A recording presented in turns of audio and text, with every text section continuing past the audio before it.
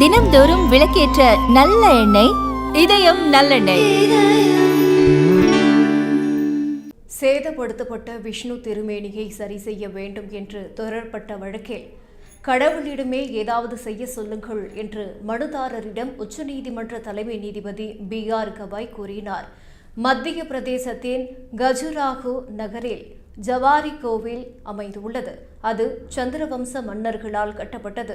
அங்கு இருக்கும் விஷ்ணுவின் 7 அடி உயரமுடைய திருமேனி முகலாயர் காலத்தில் சேதப்படுத்தப்பட்டது.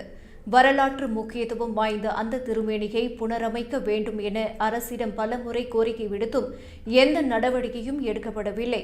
இது பக்தர்களின் வழிபடும் உரிமையை பறிக்கும் வகையில் இருப்பதாகவும் விஷ்ணு திருமேனியை சரி செய்ய அரசுக்கு உத்தரவிட வேண்டும் என கோரியும் ராகேஷ் தலால் என்பவர் உச்சநீதிமன்றத்தில் வழக்கு தொடர்ந்தார்.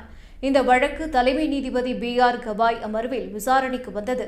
அப்போது மனுதாரரிடம் தலைமை நீதிபதி, நீங்கள் விஷ்ணுவின் பக்தர் என்று கூறுகிறீர்கள், அப்படி என்றால் கடவுளிடமே ஏதாவது செய்ய சொல்லுங்கள் என்று கூறினார். மேலும் அந்த இடம் தொல்லியல் துறையின் கட்டுப்பாட்டில் இருப்பதாகவும் திருமேனியை சரி செய்ய வேண்டுமானால் தொல்லியல் துறை அனுமதி கொடுக்க வேண்டும் என்றும் தலைமை நீதிபதி தெரிவித்தார். பின்னர் இந்த வழக்கை ஏற்க உச்சநீதிமன்றம் மறுத்தது.